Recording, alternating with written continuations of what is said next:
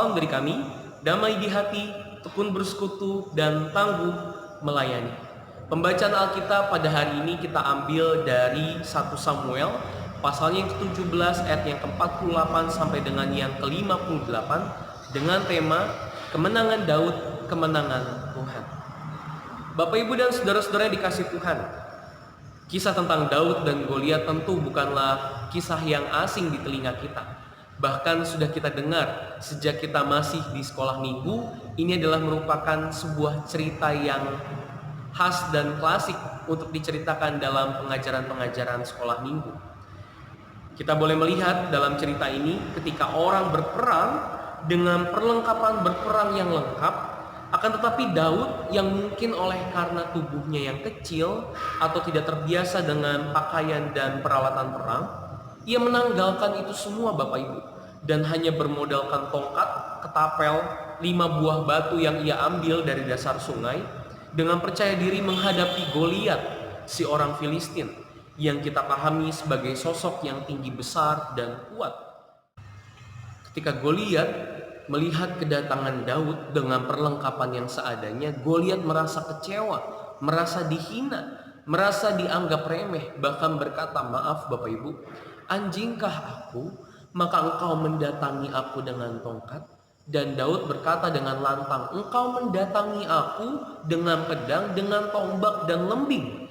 Tetapi aku dengan nama Tuhan semesta alam, Allah segala barisan Israel yang kau tantang itu." Kira-kira Bapak Ibu, apakah ini adalah merupakan kalimat hinaan yang mewakili kesombongan Daud? Ataukah ini cara Daud menjatuhkan harga diri Goliat? Tentu tidak. Keseluruhan kisah, terkhusus daripada seruan Daud ini, adalah merupakan wujud penyataan iman Daud kepada Allah. Perlengkapan seadanya, walaupun asalkan Allah terlibat untuk menjaga dan memperlengkapi, Daud tidak pernah takut. Daud paham betul bahwa dirinya memiliki banyak kelemahan.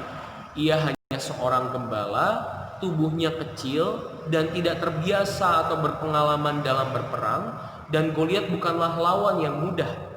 Bahkan pasukan Saul ditarik mundur karena merasa tidak mampu untuk menghadapi orang Filistin pada saat itu. Tetapi oleh karena kebesaran Tuhan yang juga ia saksikan dalam kehidupannya sebagai kesaksian iman, membuat Daud berani menghadapi Goliat dengan nama Tuhan.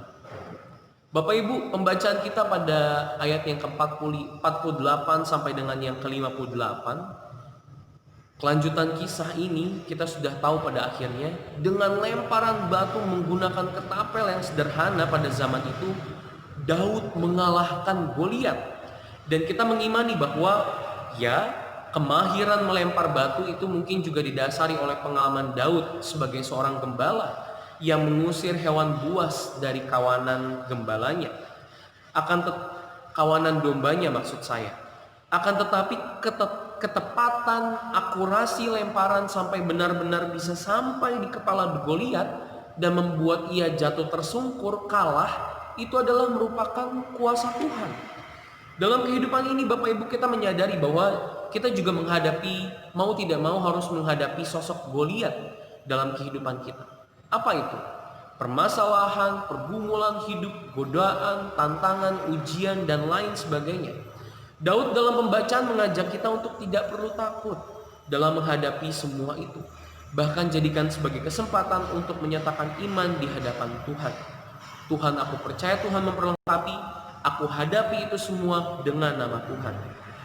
Bahkan lewat penyataan iman, mengalahkan Goliat, melewati pergumulan hidup dan lain sebagainya dengan baik, Bapak Ibu, kita boleh atau tidak menutup kemungkinan orang-orang di sekitar kita akan melihat kebesaran nama Tuhan lewat diri kita.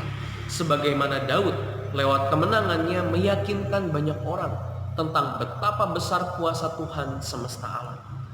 Kemenangan Daud dalam mengandalkan Tuhan tentu didasari oleh pengalaman imannya beserta dengan Tuhan. Daud percaya. Karena penyertaan Tuhan, Daud percaya, dan kemudian dengan harapan akan penyertaan yang sama, Daud kembali mengandalkan Tuhan dalam menghadapi tantangan kehidupannya. Saya mengajak Bapak Ibu dan saudara-saudara dikasih Tuhan untuk boleh kembali melihat dalam kehidupan kita masing-masing.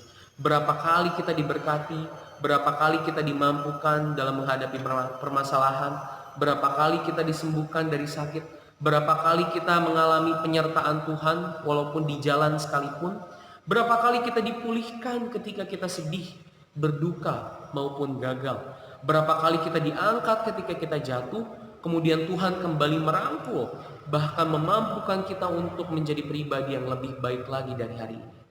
Tuhan yang ada pada saat ini Bapak Ibu adalah Tuhan yang sama, yang menyertai kita sejak dulu, yang menuntun kita sampai berada di titik pada saat ini. Biarlah berdasarkan itu semua kita memahami bahwa ya, Tuhan kita adalah Tuhan yang maha besar. Kita mengenalnya lewat pengalaman hidup. Jika sejak dulu Tuhan memampukan, maka senantiasa andalkan Tuhan dalam menghadapi apa yang sedang kita hadapi saat ini maupun di masa mendatang. Bapak, Ibu, dan saudara-saudara yang dikasihi Tuhan, dalam nama Yesus, nama Tuhan, jadikanlah itu dasar semangat kita, motivasi kita, keberanian kita dalam menghadapi Goliat-Goliat di dalam kehidupan ini.